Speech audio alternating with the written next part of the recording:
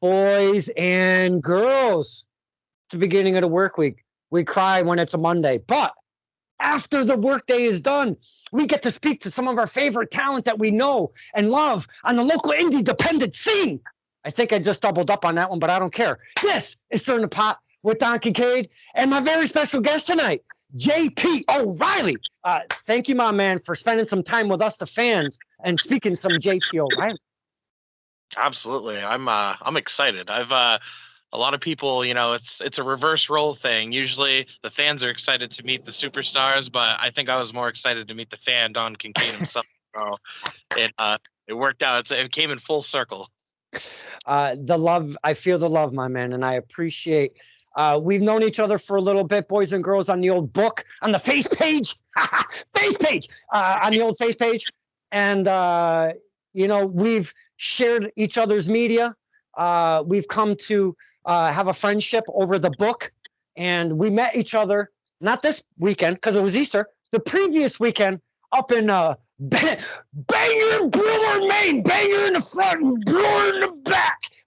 We were up at favorite quote that you may have ever created was that alone in a promo, and listening to that at like literally 9:30 in the morning on Saturday while laying to my girlfriend in bed was the funniest thing I could ever listen to.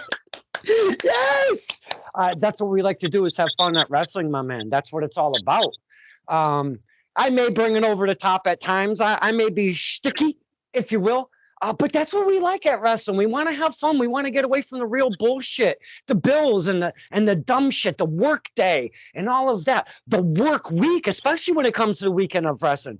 And that's why I think I always kind of kick it up a notch. You could ask my love, Cindy Hart. She will tell you full-handedly, I am not this away from wrestling. Believe me. I don't think I would ever have a girlfriend in my life if I did that 24/7.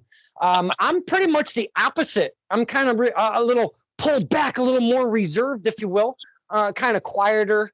On the inside, I'm a quiet guy, but dude, get me to a wrestling event and you know what the hell's going to happen. We're going to have some fun. And that Brewer Banger thing, it just came out of nowhere when we saw that sign 1 mile. And it just came to my brain. And when we cut the promo, dude, I'm like, she goes, and that's how you get yourself hurt.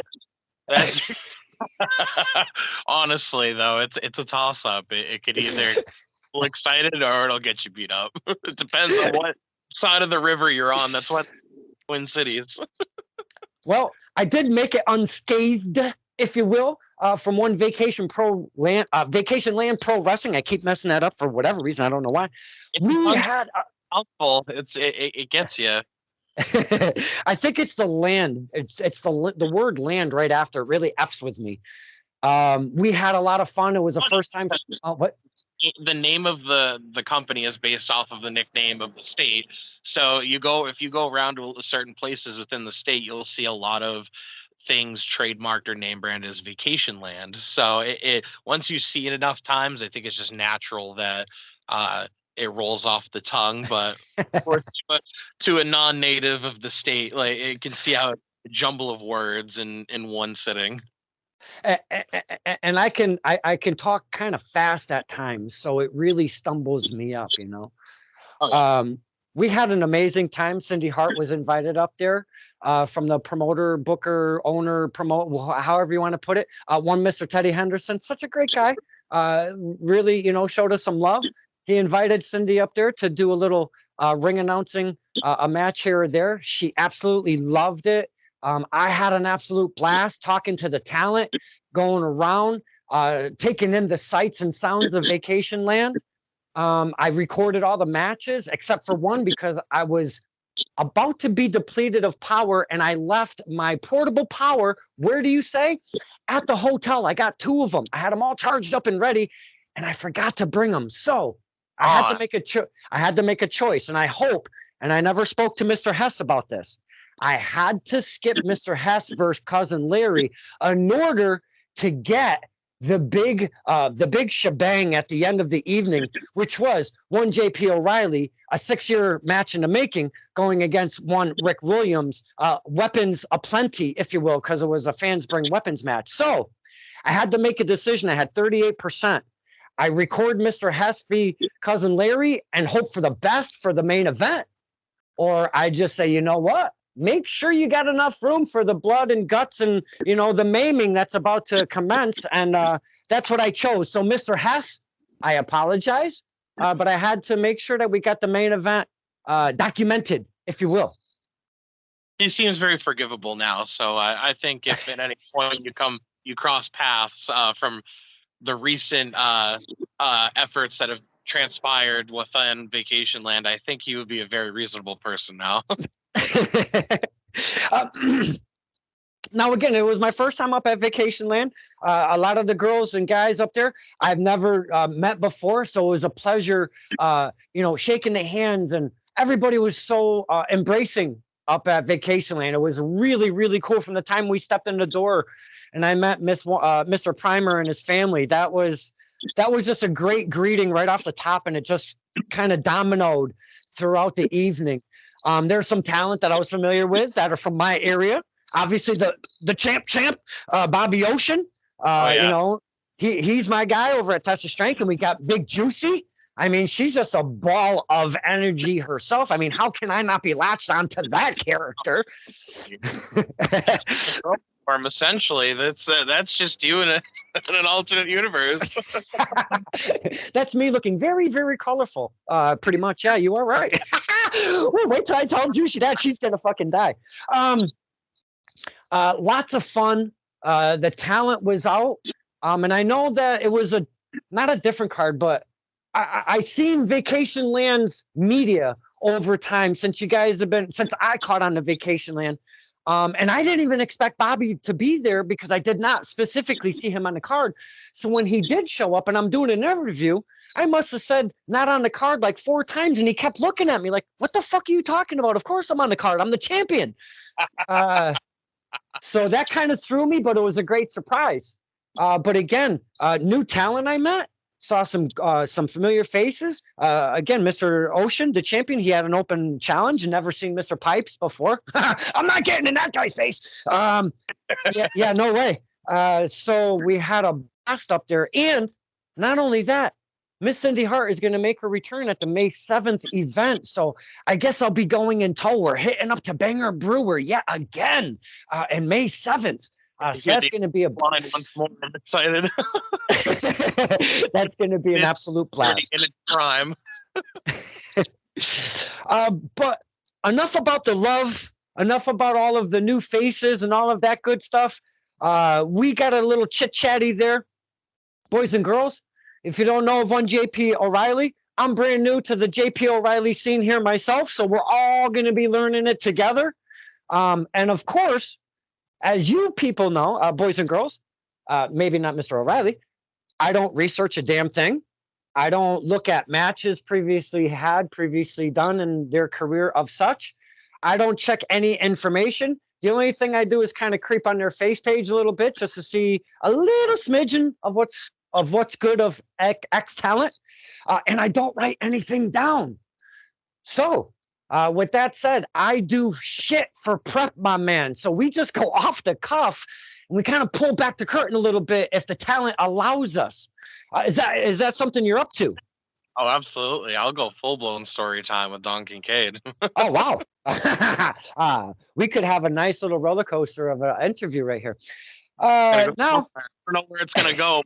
It could go in any direction. I take a subject, and I go this way with it. And then at some point, we come back to the main point. Okay. And then once we're there, we finally get our point across. It just takes a couple steps along the way. That's good because they've heard enough of me chit-chat, and we want to hear from Mr. O'Reilly. Now, you, Vacation Land specifically, is like 5.5 hours from me. So it was, I went to Springfield, and then we made our way out. Because Miss Cindy Hart, she's only 4.5 away. But we got up there. It was a great vibe, and I just want to set the scene real quick. It's an indoor, like, kind of flea market thing. I don't know what if it's a flea market or something specific.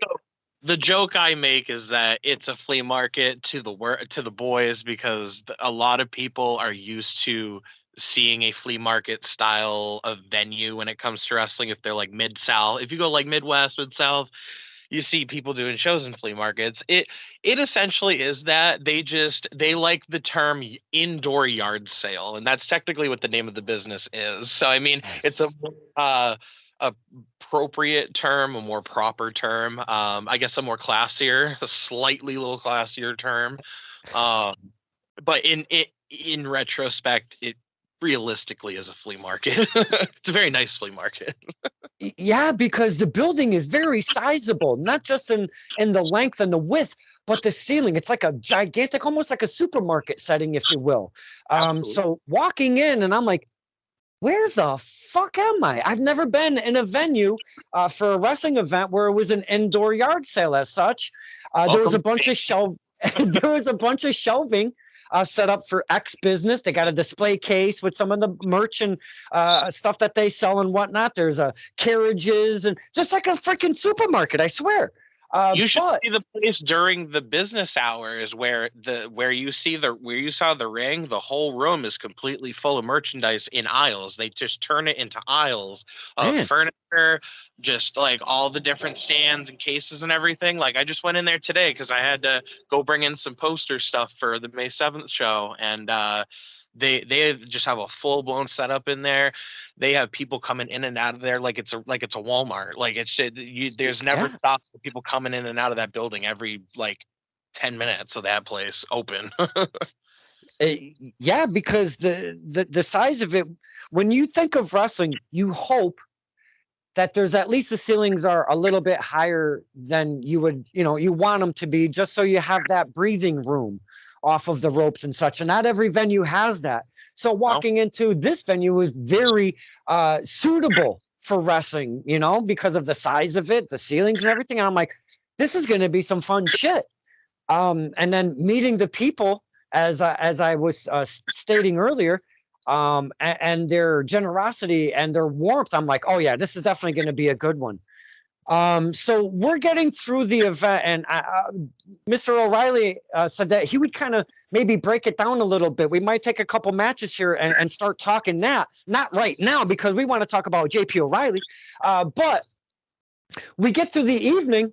And now I'm going to get all the way to the main event, and that's where we're going to start. And I know we're supposed to learn about the talent, where they've trained and how long they've been in the business and all of that good shit. But I want to go right to that match because, again, I've never met Mr. O'Reilly, and this is my first time seeing him perform live. So, boys and girls, what do we see at the ready? There are tables and tables. I have a video that I have not released yet that I got to put out there.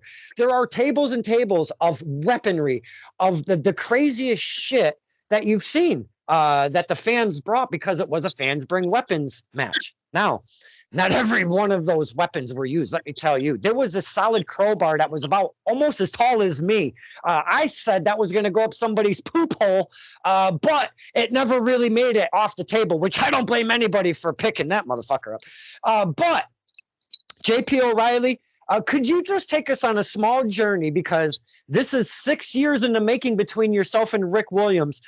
Could you talk to us, the fans, so we get to learn something about what's going on with your career? This match specifically, talk to us about the 6 years in the making, what you've had going on with Rick Williams, and why, please God, oh, why fans bring the weapons match, because it has such a big question mark on what the hell you're going to be tossing at yourself and your opponent. And please take it away, sir. so I've always wanted to do this, but it's all started when years ago. So 6 years ago would be about a year into my full probably my first full year. Okay. I met Rick through another main promotion that was around for about 12 years in total of its time. And it was my home promotion. It's where I started. It's where I started training. It's where I had my first match. everything of my wrestling firsts, almost, not, I would say 90% of all my wrestling firsts were with this company. And when I met Rick, he became very, he was a very open type of person. He looked a lot different 6 years ago than he did now, as have I. We both kind of got on the chunkier side in the last 6 years due to just a lot of real life, situations, and just the way life is. I feel you. But 6 years ago, I was very young. I was very hungry for doing something in my career, and Rick kind of literally took me by the arm and was like, "This is who I want. I'm going to teach this kid a whole bunch of things," and eventually we started doing tag team matches together. Early on in my career, I kind of established like more of my presence known as an Irish brawler. I'm like 75% Irish, and it was just like a full blown, like, I came out to drop kick Murphy. Like, it was such a weird time in 2016 where I was trying to figure out who I was, and Rick was already such a full established wrestler at that time. He'd already been wrestling for, like almost 10 years at that point. And he Pause real quick. Rick Williams, was his moniker Mr. Canada or something like that, right? That's been his life moniker up until this year, basically. He was Mr. Canada from the beginning, or before Mr. Canada. He was, I forget what the prefix name was, but it was something love something. I forget what it was, but it was the funniest thing. He always laughs about it when we talk about it. It was a very interesting persona. It was a very comedy gimmick. But then when he became Mr. Canada, he was very serious.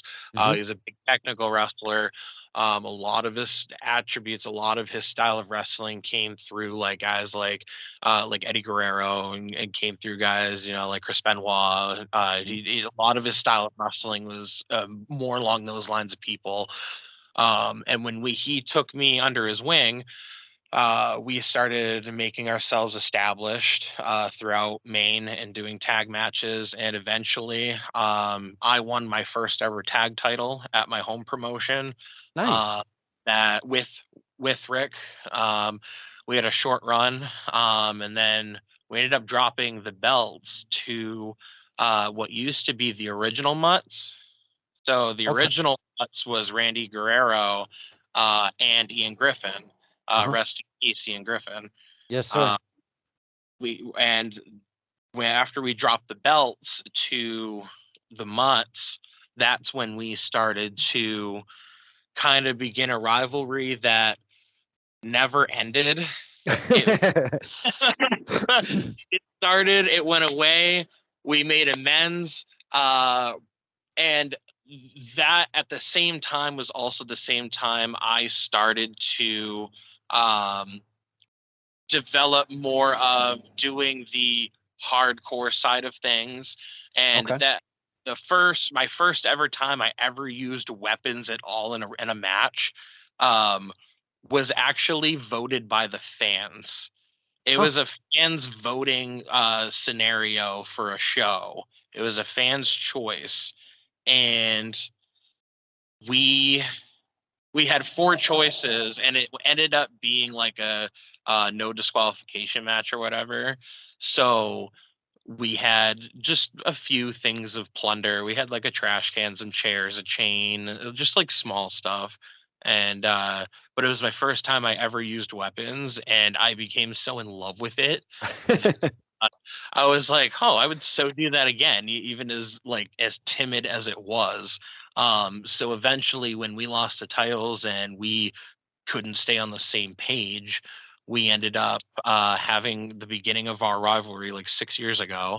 And it led down to me and Rick having our first singles match against each other, and it was in an I Quit match. And funny enough, and I didn't remember this until I watched the video back probably a few weeks ago before the show.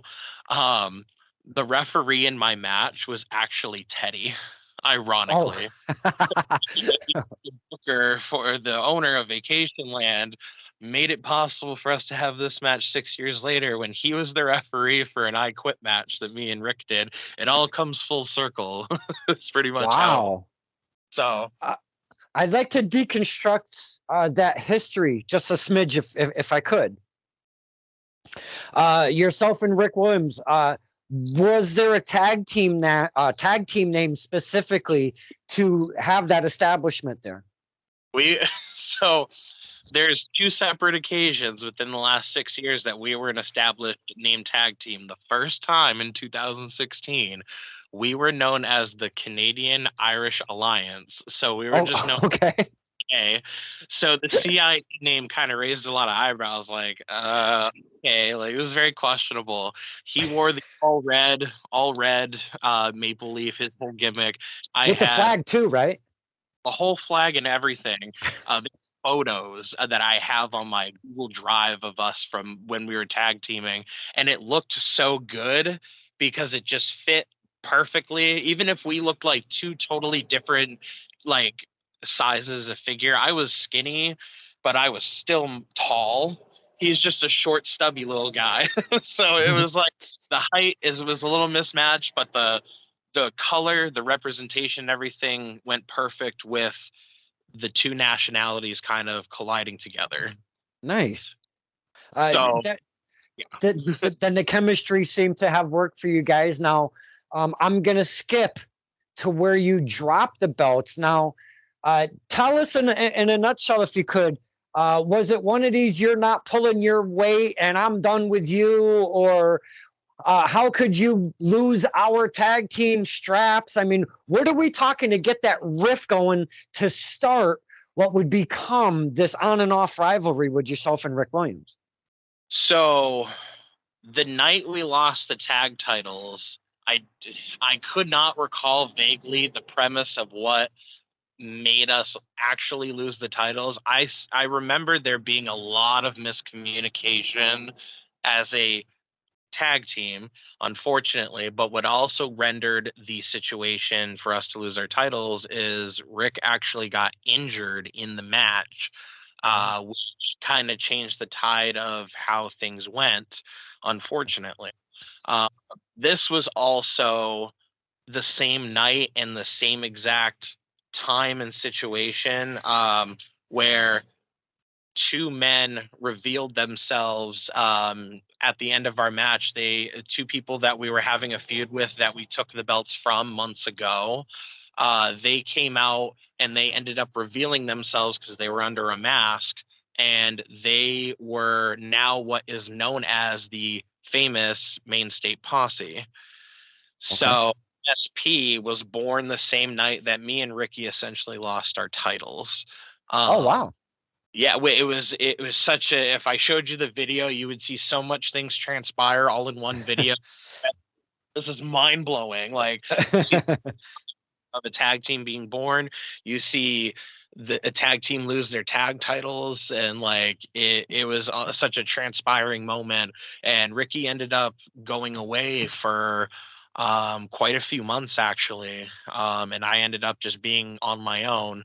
Um, and over months' time, I just kind of was doing my own thing, trying to figure out where I was, where I put myself in the mix, Mhm. trying to figure out who I can be and who I was better when I didn't have Rick Williams next to me. Okay. And I think about 5 or 6 months time went by. I was supposed to have a scheduled match with someone. Our GM at the time told me that it wasn't going to be with who I thought it was going to be. Next thing I know, Rick Williams walks through the curtain, uh, and the crowd loses their absolute mind. This comes off of the last time they saw him, we were losing the tag titles, and they were cheering that we lost tag titles. Now they're cheering him coming back because he was hurt. So we had a full on brawl, a match that ended up being, I think it ended in disqualification. And then somehow he convinced the GM to let us do an I Quit match, which ended up transpiring towards the end of 2016. Now, I'm going to just revert back again. Were you J.P. O'Reilly coming into this tag team? And were you always J.P. O'Reilly? All the way. Okay. Does J.P. O'Reilly signify anything? Is it something with your family? Just something that came to your head? Is it a character that you had in mind when I'm going to be a wrestler? Where are we at with that? So funny enough, the whole gimmick and the name actually came out in a meeting. Actually, it was a wrestling meeting. Funny enough, they were trying to schedule a match, and they needed to fill in a spot, and they knew that I was at that point. I was ready to have my first singles match, and ironically enough, my first singles match was with Johnny Primer. Oh. So yeah, my first ever match ever in a ring, in a singles match, was against him. We called Johnny the man of 1,000 gimmicks, because at that point gimmick number like 674. Like it was like, wow. It was like such a bizarre time. He was dressed in this whole trailer park trash gimmick. He had a bandana on. He had a manager, which was his brother, and it was just it was interesting. It was funny. It was comical, but no, the name. So the initials, they come from my middle name and my real life middle name, it's John-Paul. When they decided that they were going to announce me, funny enough, and this is back in 2015, Randy Carver, who is the owner of Limitless Wrestling, was a ring announcer for my home promotion. So Randy got to announce me for the first time ever in a professional wrestling ring. And when he said my name in full, John Paul O'Reilly, I immediately had this absolute utter like disappointment or like sheer like fear over my body. And I go, I never want to hear that name ever said again. So match was over. I go up to Randy and I go, can we just leave it at JP and just forget that? Because it just sounded so awkward to be on Paul O'Reilly. It was just such a like everyone wanted to go to sleep there. It was just so bored, like really bland tasting. So I was like, okay, we'll stick with JP. And O'Reilly kind of just got thrown as a name out of the room. Shout out to my boy Ethan Scott. He's a ring announcer for Let's Wrestle up here in Maine.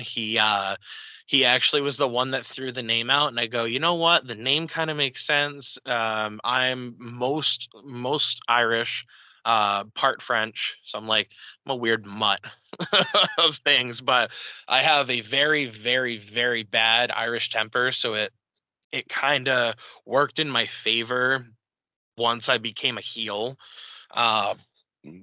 because I was able to use that type of anger and use that strength to kind of heighten my character basically when I was a heel. Mm-hmm. And we speak about character, first gimmick to present gimmick, or no gimmick at all. It's just me, amped up, as they say, 1,000 or what have you for wrestling.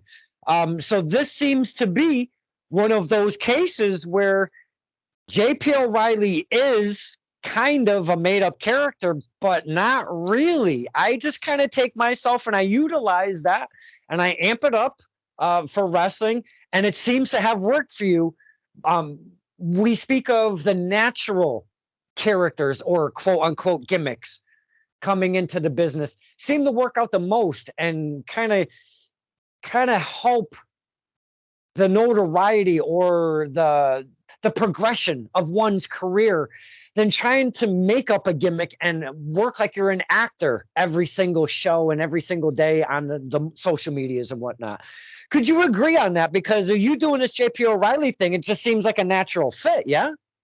everything that I have done under the persona of J.P. O'Reilly has all been some sort of form of a real life persona of me. Hmm. Um, Nick. It's for the last 3 years up until uh, this coming year. I did a gimmick that was solely based off of a real life uh, perspective. That was, I kind of just took it and I wanted to just make it the most extra thing that I wanted it to be. And that's kind of, and I think this is right around the time that I think you started to know who I was. I started doing the penguin gimmick. So the penguin gimmick is a base form of a real life part of me, basically. Okay. Um, about I have a daughter. She just turned 3 last Thursday. Um, she was kind of the everyone has like a nickname, a pet name, sort of thing. Um, when they're with a significant other, stuff like that, and ours was basically a penguin. So over time in my past, I was married. I've been divorced. I've gone through the whole ringer all in the last 3, 4, 5 years, 5 years total. I have a beautiful, lovely daughter. Um, she to me is she signifies she is as cute as a penguin. The penguin thing kind of just was a joke at first because we were all sitting around at a show once and somebody goes, "Yo, how funny would it be if like you came out in like a penguin shirt?" Because everyone knew me and knew my wife at the time, who we were outside of wrestling very well. We were very heavily communicative with a lot of fans. We talked to a lot of people. They knew who we were. We were an established, um, known couple in wrestling, and so people made the jokes and were like, "Oh, how funny would it be if you like, if you wore a penguin T-shirt while you wrestled?" And I'm like, "That would be interesting." And then somewhere out of the blue, I just go, "Hey, how funny would it be if I like came out with an actual stuffed penguin?" All of us, everyone just the moment time froze still, and everyone looked at me and goes, "You're a genius." and and I'm like, "I'm not serious, guys." And they're like, "Oh no, we're serious." And all of a sudden, they took this one small idea, and it just went way farther than I'd ever expected. The next thing I know, I have a literal tote of merchandise. I'm talking t-shirts, buttons, bumper stickers, pins, magnets, lanyards, wristbands, the whole 9 yards. And I was selling these things like it was a fire sale because the kids fell in love with it so quickly. Then I knew it was a smart decision on my end when it came to a financial aspect because I was selling stuff left and right and making like quadruple my wrestling pay just Hmm. selling penguin merch. Um, so I thought, yeah, it worked. It really worked. And to this day, if anyone asks me what is my most successful part in my 7+ year career now at this point, I would have to say it would have to be Penguin Power, as odd as it would be to say. Well, I give each episode their separate name so they have their own identity. And I'm sorry, my man, but this one's going to be called Penguin Power.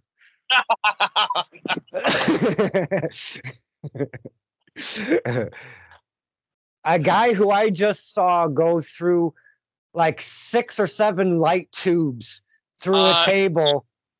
That was 16 light tubes bundled into one. Oh, I'm sorry. It looked like big giant ones. That's how many. That's how ominous it was from a distance, my man. I didn't mean to sell you short. T12 light tubes, and let me tell you, I felt all 16. So yeah, episode with J.P. O'Reilly is going to be called Penguin Power. That'll be the last remnants of Penguin Power. That on the social media forums. I will. um, now you've spoken already on getting your taste for the other art form of one other art form of wrestling being some weaponry thrown in the mix, which I've had guys like Dirtbag Dan. I've had guys like Len Oddity. Specifically, I'll just take those two. And there's been a couple others, but I'm just going to take those two because I saw those guys go one on one inside. We took the ropes down. Yep. We surrounded that fucking ring with barbed wire while Fear Masses jammed for about a good half-hour set. It was such an amazing ambiance. It was fucking amazing. And then whenever I hit record, I looked at the referee and I go, we are in for one fucking ride. And my goodness, those two tore the shit apart of each other, the house, the roof, the building, you name it. So that match so much, honestly. That match was very entertaining to watch. It is because they had their own. Let's be honest, Dirtbag Dan and Len Oddity, I can't see them not making magic together with those two, because of how long they've known each other and what they've gone through each other in their lives and what they bring to the art form of wrestling. Always special with those two. But to put barbed wire and fucking weapons, come on, man. I mean, that was just a boner. I mean, a bonus. I mean, it was.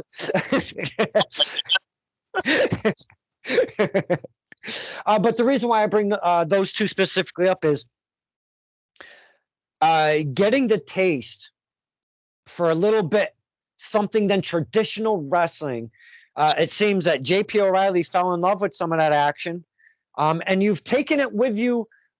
How long in your career, when you first found it, how often did it find itself within J.P. O'Reilly's career? Not enough, Don. This is one of my favorite things to talk about because the way that it came to be, I never imagined it to ever happen. If you met me when I was in high school compared to now, you would have thought that I wasn't this. You would have laughed at me. Like you would have laughed at 10 years later me and been like, yeah, no, that's never gonna happen. I never expected to do the things that I've done since I started getting into that art form. I call it an art form because a lot of people mistake and misunderstand hardcore and deathmatch wrestling so much, so often. And when I try to explain it to the people that don't understand a single thing about it, I tell them that it is a unique art form and it's something that you will never see in any other sports entertainment. You will never see in any sort of capacity unlike its own ever in any other form.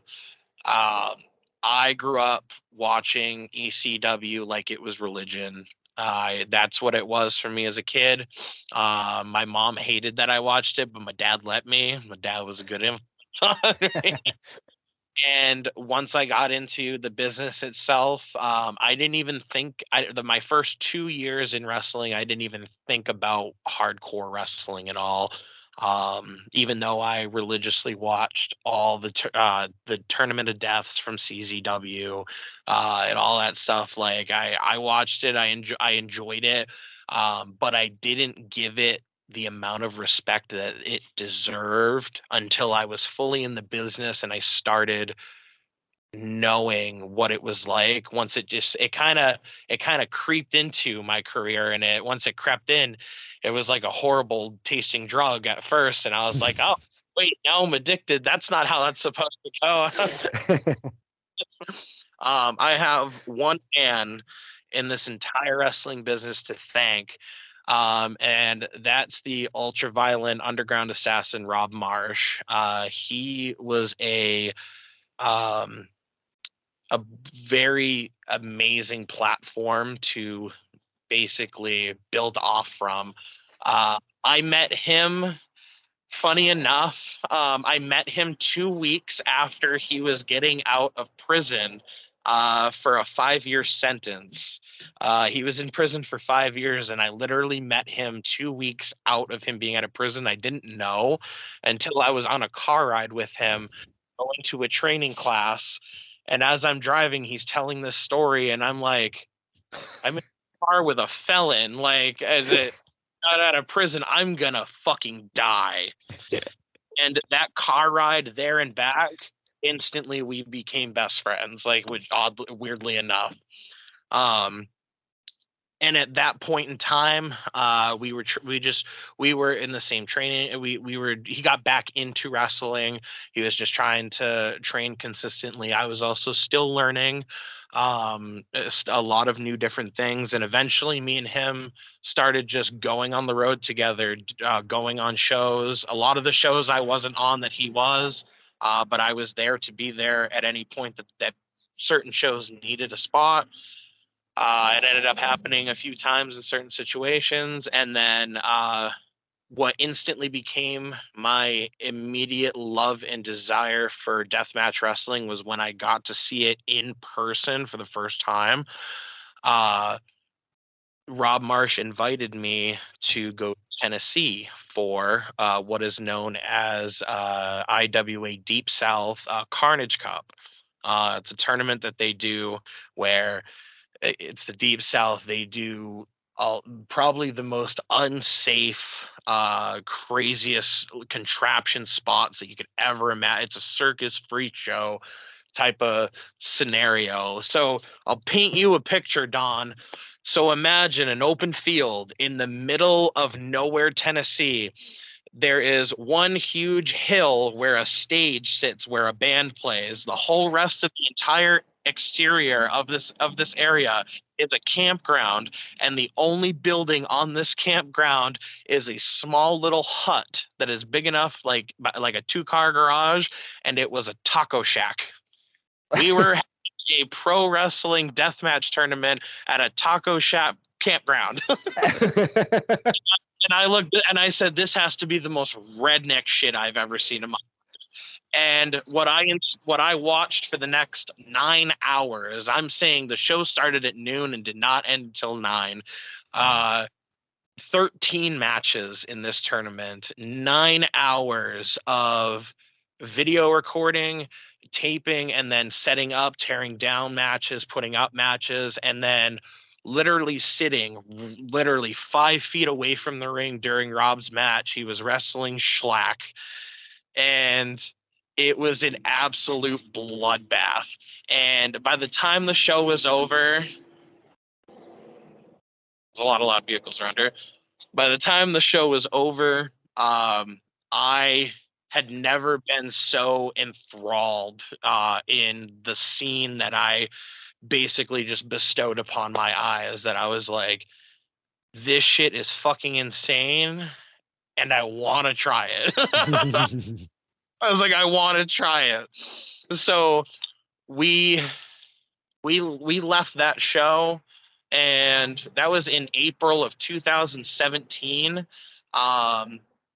Not even a month went by, and the next thing I know, I'm getting a message from Rob saying, "Hey, I got us both booked at a deathmatch tournament." Correction. He told me that he got us booked on a show, and I was like, "Oh, cool. Where?" And he's like, "It's in Indiana." And I was like, "Why are we gonna go all the way to Indiana for a show?" And he goes, "Oh, it's a deathmatch show."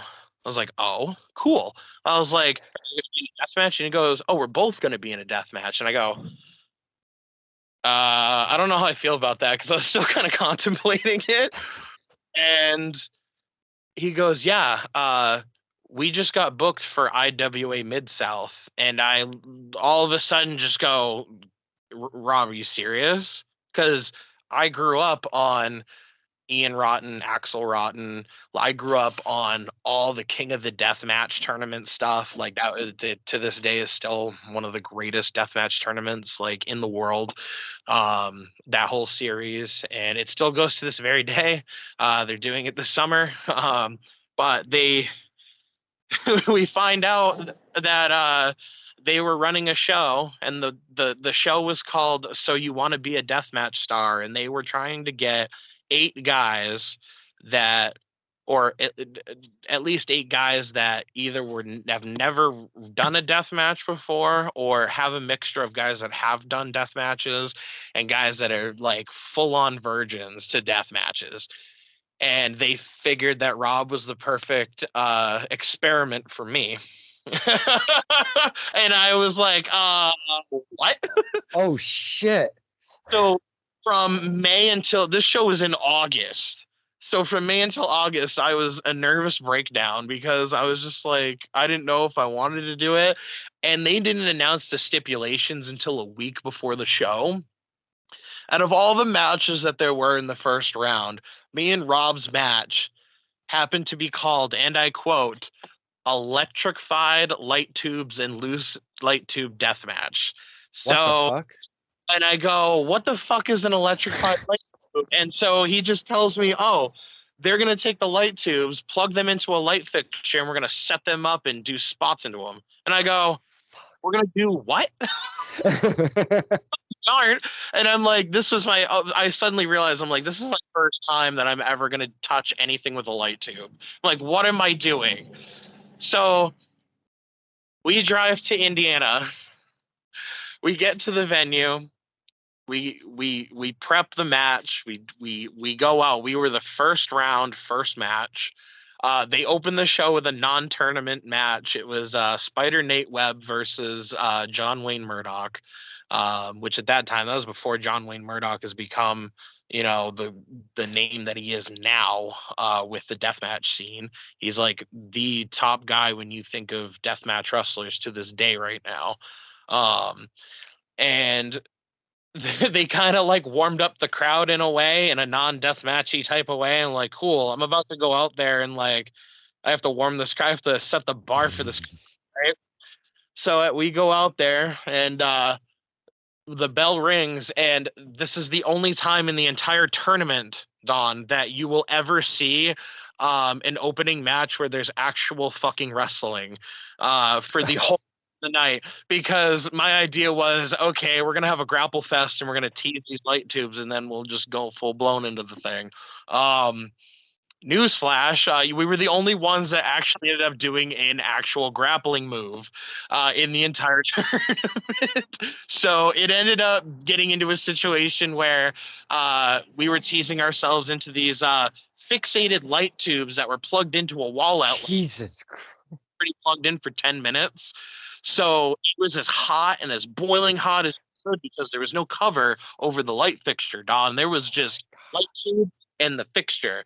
So while being held into a headlock, being pushed into this literally sauna of a feeling that I could feel like just the boiling hotness coming off the tubes. I'm like, I don't want to jump into that. Why would I do that? I send him into a back body drop, and next thing I know, I'm picking up a light tube in my hand, and I take it, and I go, well, it's the first time for everything. I took the light tube for the first time. I swung it down across his head and popped it back up, and I looked immediately down at the mat and saw the mess that I created, and I just whispered to myself, you see it on the DVD, you see it on the video, the digital copy and everything. You just see me turn towards the hard cam and go, what the fuck am I doing? And then I proceed to take my first ever light tube and start carving into Rob Marsh's forehead, followed by taking another full light tube. For some natural instinct reason, I took it and shoved it straight down his singlet so that it was between his skin and singlet. I then ran off the ropes and I kicked it. The bottom half of it broke inside of his singlet. The top half of it went flying into the front row and smashed into like 5 people and just broke apart in the crowd. And I didn't know that it did until I watched it back on video. And I just like pretty much like blinded 5 people with half a light tube into the front. Expect it to fly out into the crowd. But as soon as I did, the crowd lost their mind because they did not expect it there. And crowd is insane. Let me tell you, Don, this match is only 6 minutes because at one point, as soon as I was no longer on the offense, I immediately wanted to end it because to this day, and it'll always be here. I don't know if I can show you I see. Yes, sir. I scars I see. got in professional wrestling was from a light tube that Rob Marsh used on my forehead. Oh my And God.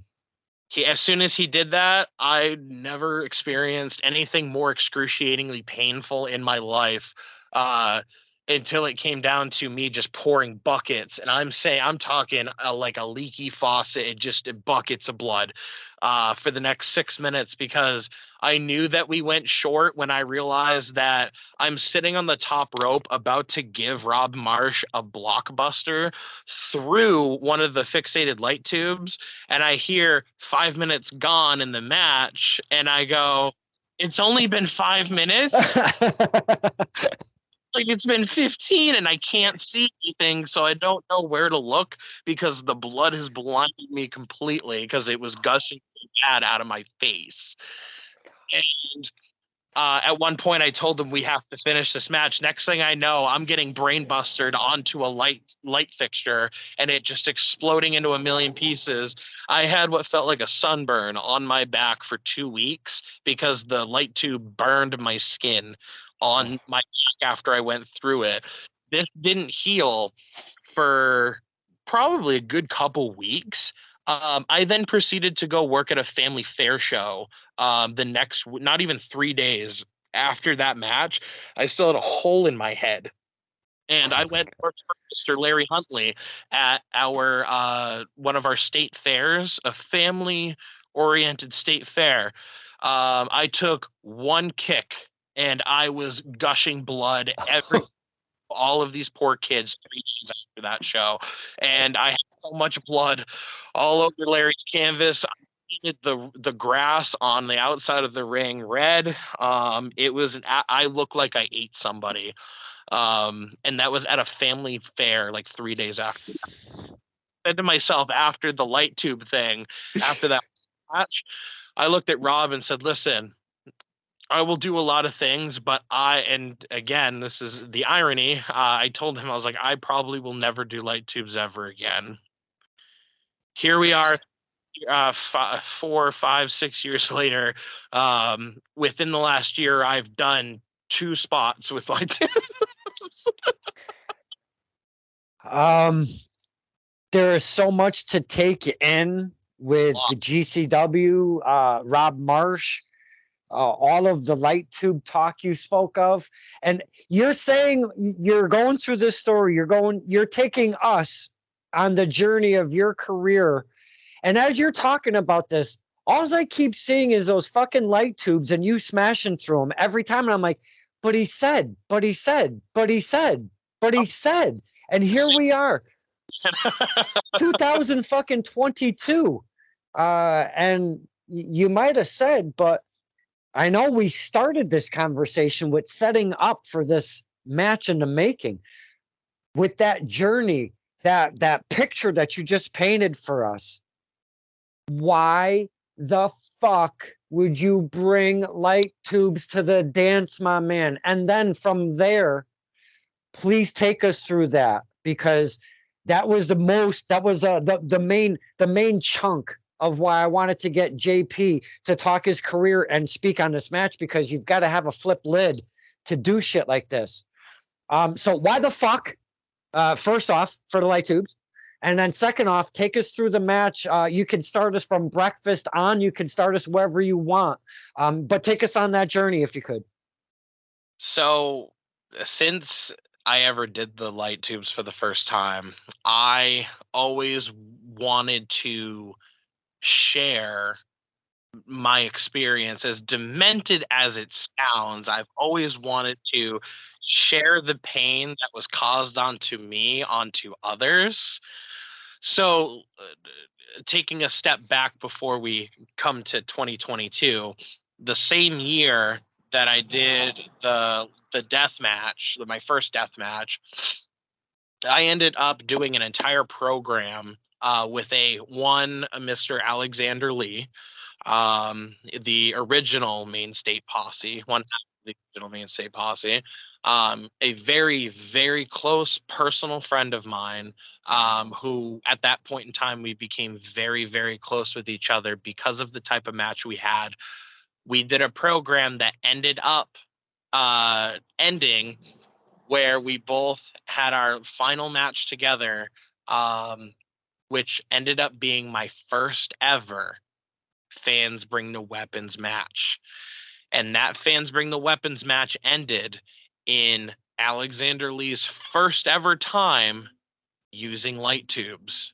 He never used them before, and Alexander Lee is known as the pioneer of Maine wrestling and is one of, he is the hardcore, bald, beautiful bastard of Maine. He has always been known as his implement to hardcore matches, but he never to that point in time did light tubes. And I ended up giving him a beautiful Uranagi through an entire bundle of light tubes. And that to this day, that's the only time he ever did light tubes. But to this day, still, that is my most successful match, my most perfect match. Damn, I heard that one. My most flawless match that I've ever had. So we fast forward to 2022. Real quick, was that at Vacation Land? No. Yourself and Alexander Lee? Vacation Land only was brought into fruition as of November 2020. Okay. Vacation Land's only been around. We're going into our second year anniversary in November. Okay. This at my home promotion that is now completely debunked after a 12 to almost 13 year career of a company. It's where I started. It's where I've had my first, like I said, my firsts of many. This was also where I've to this day still have had my best match to this day. As oddly as it sounds, it's been 6 years or 5 years, and I've still had that's still my best match to date. It's on my YouTube channel. And when we come to 2022, everything that I have done up to that point, I've done a lot of firsts for a lot of people that I have grown to know over my entire career, especially when it came to hardcore wrestling. There was a lot of people that I've worked that have never touched a weapon in their career, and once they did it with me, they were like, "This is great, like, this is awesome," that sort of thing. When we come to this match of Fans Bring the Weapons 2022, I saw this as what I think to this point now is the theme of this entire show is coming in full circle. 6 years in the making, and I knew that the only way that this match would have basically gone off without a hitch would be doing light tubes with Ricky for the first time, because he's never done them before. And he was the one that suggested it, oddly enough. And but what transpired in the match is not what originally was to take place. Back to a lot of different situations with equipment and it being a canvas issue. The last time I did light tubes at Vacation Land, we had a different canvas. So it was different. We could do what we wanted to do. We weren't lucky this time around because the canvas we had was unavailable, that we were supposed to use was unavailable. So the idea that transpired was we either scrap the light tubes and everyone will get disappointed, or we decide to take a more dangerous bump and do something that I've never done before and decide to take a bump off the ring onto concrete, which I didn't want to do to begin with. And I told Rick, the first thing I said, I'll break the kayfabe right here, as it probably already has been broken, but I looked at him and I said, "You can say no. You can say no." And he looked right at, he stood up as far as he could stand up, even though he still had to look up at me. At me and says, "No, we're gonna do it." Okay, we're gonna do it. I was like, "How do you want to do it?" And thus presenting what was shown in video, kind of was not the original idea, as it kind of was just. It happened. I took him and just fully went with what I was given. This was Rick's first match in a year.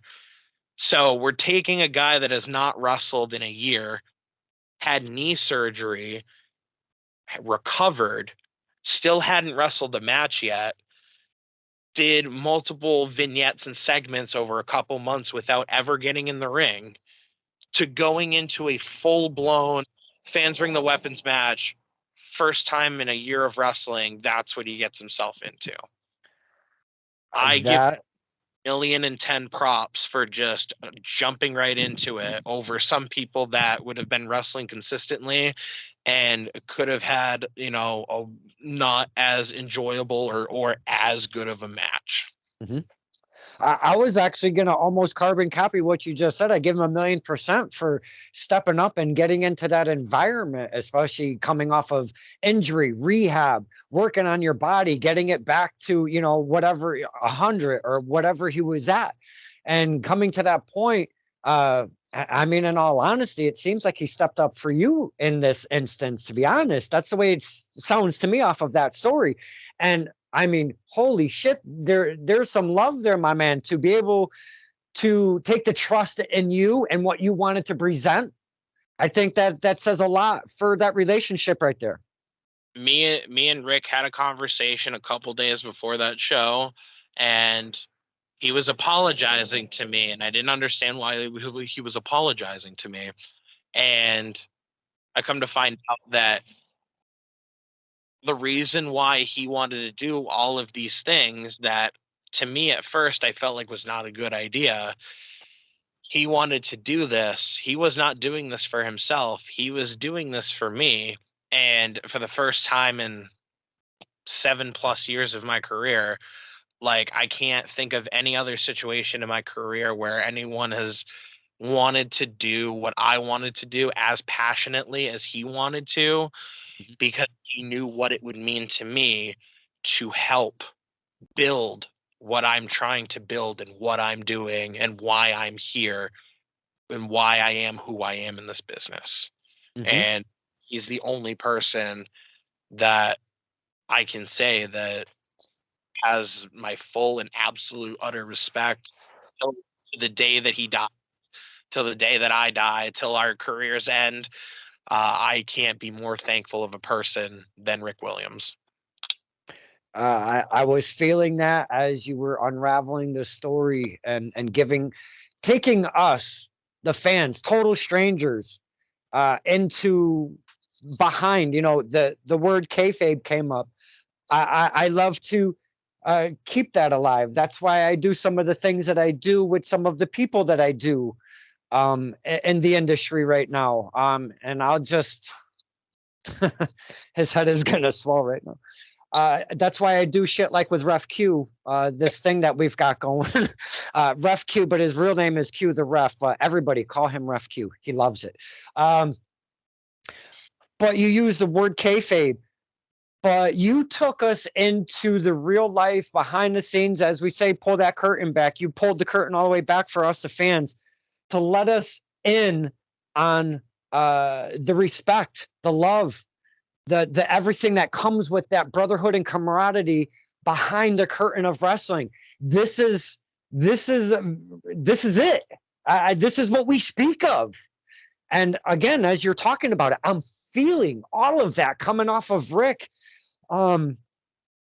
Love everything about that story, my man, for real, because that's what wrestling is supposed to be, and not tearing down, and we're supposed to be building up. There was actually a post from one Splendid Bobby C. I don't know if you're aware of Mr. Splendid himself. He's made his name around aplenty with Team Splendid, if you will.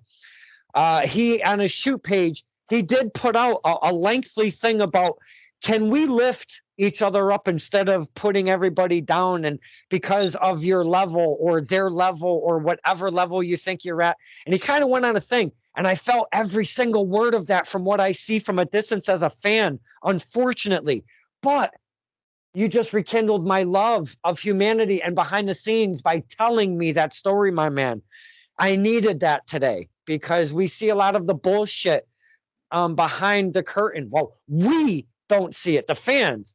I have the privy of sometimes being behind there, and I have seen it, some of the drama that has unfolded in the real life instances, or even at that day during the event, because this guy wants to win, or this guy should do this, or how come I'm not doing that, or what's my pay, or this and that. I've seen it firsthand, and I'm not trying to say that I am any any part of the business by any stretch of the imagination. I'm just saying that I've seen it firsthand. So that story again has just rekindled my love of that that brotherhood behind the curtain. Mr. Williams, I love everything about what you have brought to the table a couple weekends ago. Table, holy shit, Mr. Mr. O'Reilly. Post match, the crowd was leaving when the light tubes exploded. You went through the table. There was a 3 count. People leave almost immediately. Like, I think I just saw a person die.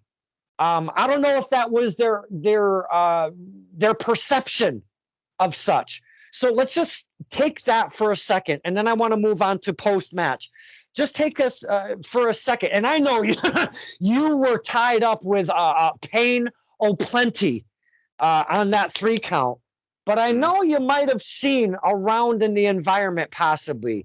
Did you see what was going on? Of the crowd really left almost immediately? Did you feel some of that? Like, holy fuck, they just watched me die? There was a lot of sense of confusion around from the moment the bump took place to the moment the 3 count happened. There was a lot of confusion that transpired because our referee, Eric Greenleaf, he was checking on me, and I was trying to have him check on Ricky because that was what I was more concerned about. I didn't care what happened to me because I've already done this stuff so many times that I don't, if I'm hurt, you can deal with me after. The fact that the guy that has never taken a bump like that ever in his entire career was my main concern. And I think what happened was there was a lot of miscommunication as to injury, as we were both kind of roughed up, but there was no extremity when it came to like anything. Nothing was broken. Nobody broke any bones. We were just all sore, swelled up. The problem was is we could not physically move from where we were, because if we tried to move in any direction, it would have just made things worse for us when it came to all the thousands and thousands of shards of glass that were around us.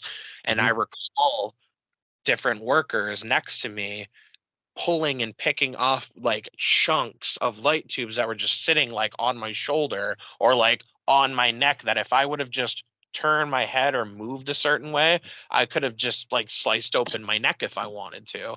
But at that moment in time in the bump itself, I was fine because I wasn't moving. Um, Greenleaf threw up the X, and I think that's what cautioned the fans to think that, oh, something really bad just happened.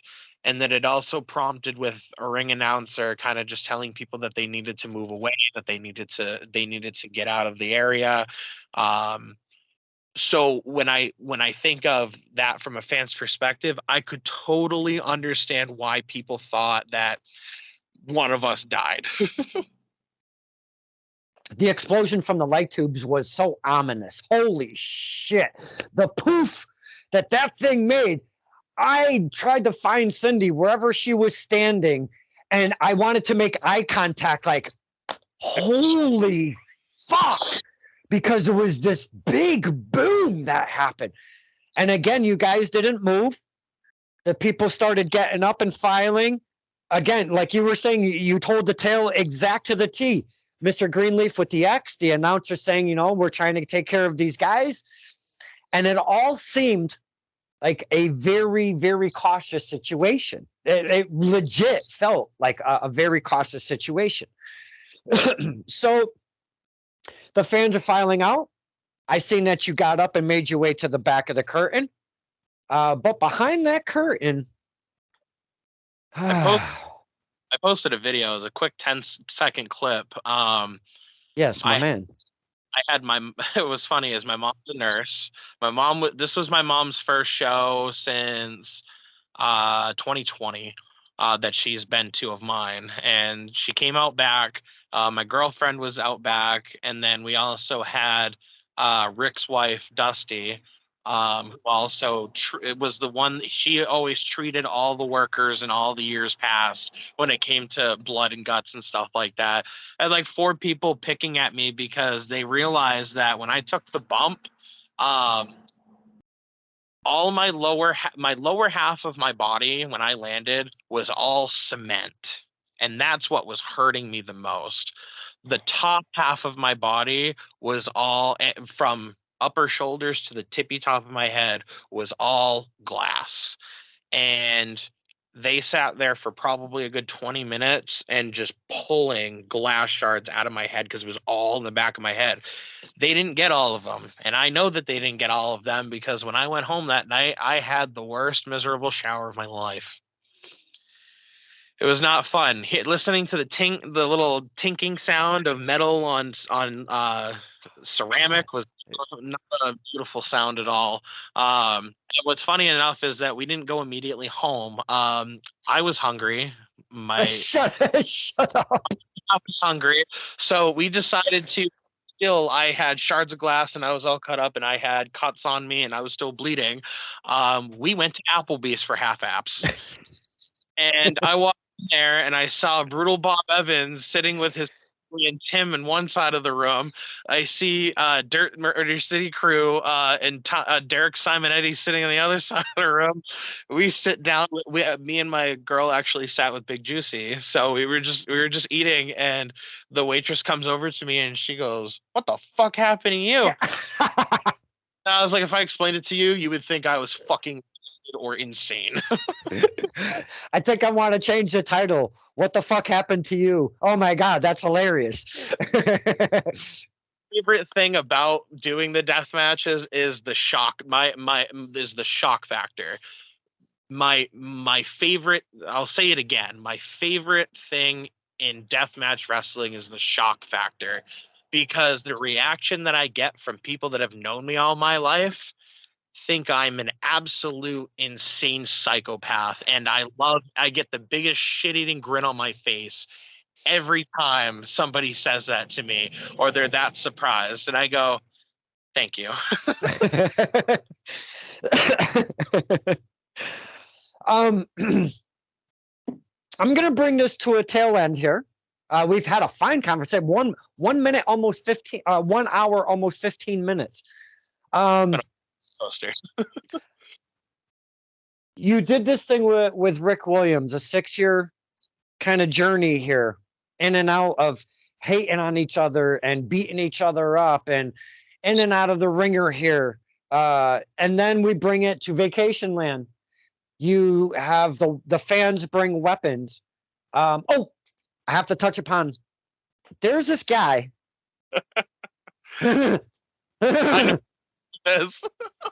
There's this guy, a kid, if you will. I did a promo with a pre-event. His name is Troy.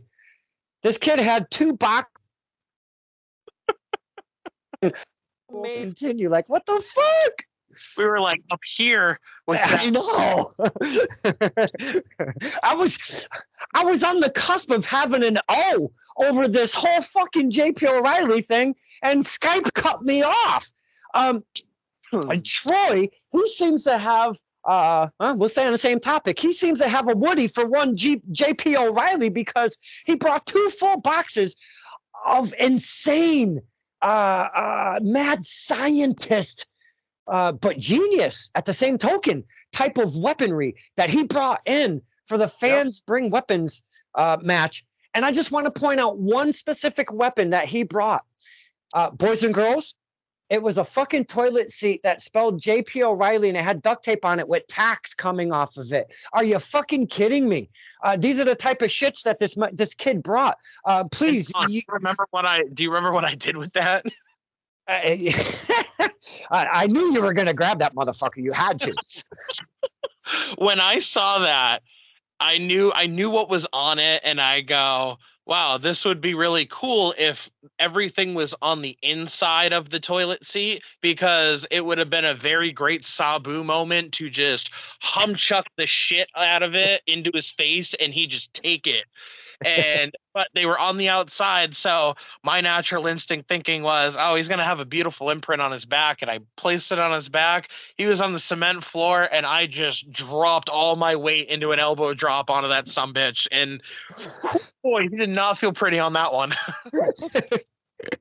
Oh shit! Let me tell you real quick, out of all the fucked up weaponry that these motherfuckers brought, I had somebody bring that folding chair that had not regular thumbtacks, but the push pin thumbtacks and mouse traps on not just the seat, but the backing as well. And I go, I'm not sitting on that. that was the most disgusting looking one out of all of them. There was some pretty hairy shit that the fans brought. I gotta say, man. These main I would love, my goal, I would love to do a fans bring the weapons in different states to see how fucked up and how psychotic these fans are, because I'm a man of statistics. I would love to evaluate and see which fans are more sadistic, and more just insane. So any promoters out there out in New England want to book, me and a fans bring the weapons match, I want to see how crazy your fans can bring, what kind of ridiculous sick contraptions they can bring, because nothing can compare when it comes to like Deep South. Like anything for any show, anything that involves wrestling in the Deep South and it comes to death matches, they just do things that are so unsafe it's unreal. But like up here, they come up with some weird stuff, man. Yes, very innovative, and a lot of it. I'll probably say an easy, anywhere between 40 and 60% of it was definitely homemade. I mean, people brought a vacuum, a guitar. People brought things that they wanted to get rid of. There was no intentions of anyone buying anything brand new and bringing it there. They sat at their home and looked in their corner and said, hey, that vacuum cleaner doesn't work anymore. I'm going to let GP use it, even though it never got used. And then they were probably disappointed that it didn't get used, but at least it got thrown away in the end. They were just happy to get rid of it, no matter how it was got rid of. So my whole point of bringing up all of the weaponry and such, and now that, and I know we didn't get to speak on the event itself, but that's usually not what these are for. So that was going to be a different animal. And how the fuck can I cut off a career of what we spoke of to make room to talk the event? I'm not doing that. Looks like we need a JP part 2. Yes, absolutely.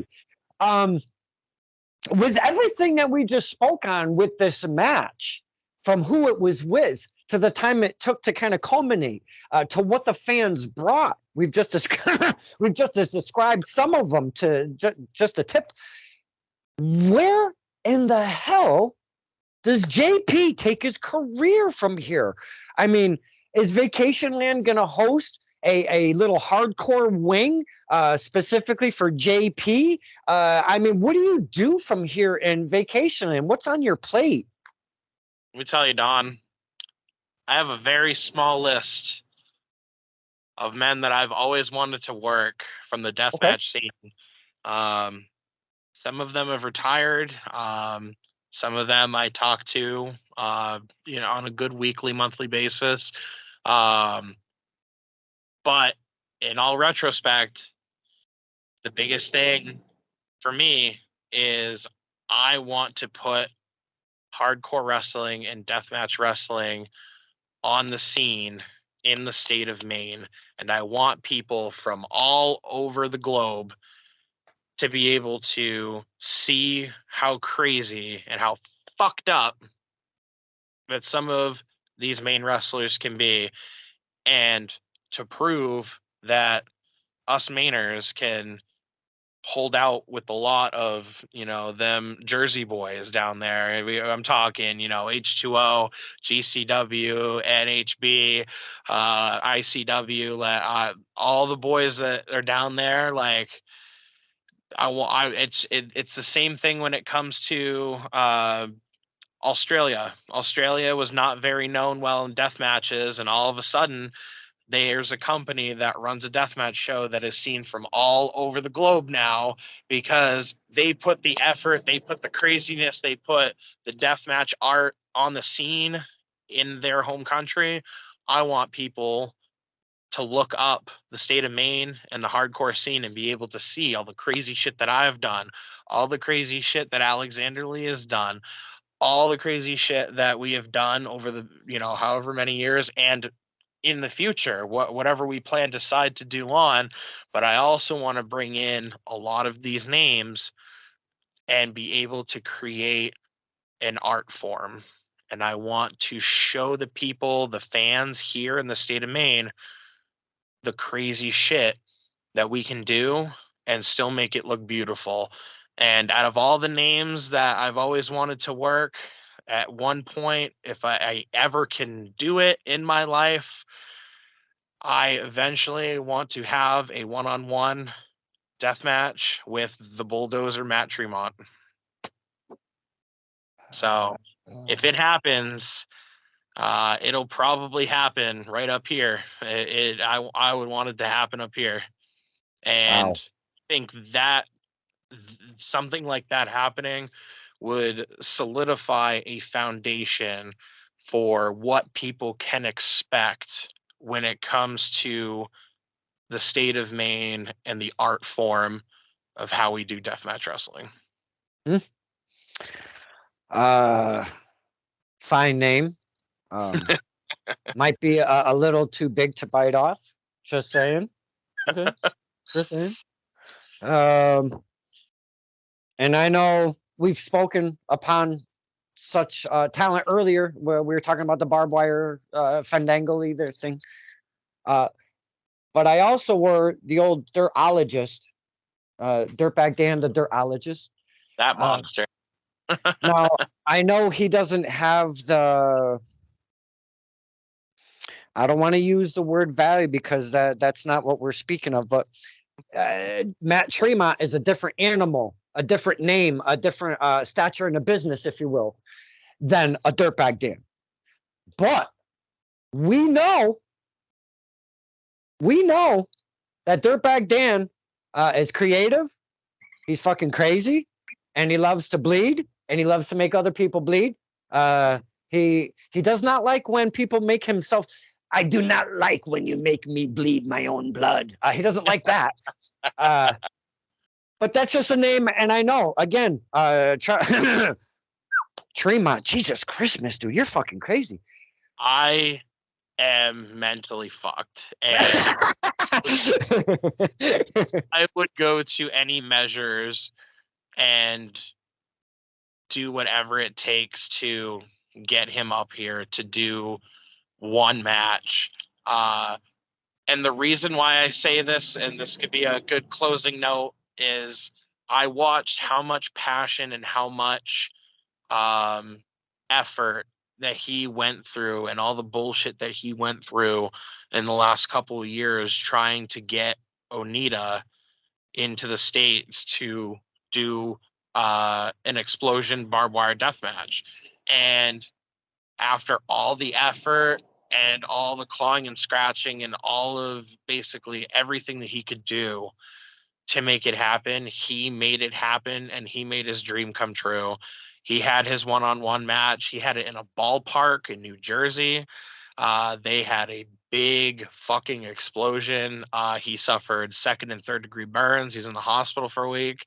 But he said he wouldn't trade that with anything else that he's ever done in his world. Like, the amount of effort and the amount of drive that he had to make that happen is the same thing that I would do to have him come here.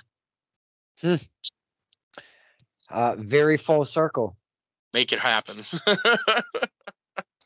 Well, I don't know Teddy Henderson that very well. Mr. Henderson. I mean, I know it might cost a couple pennies. Oh, hey, our anniversary show's in November. There's plenty of time.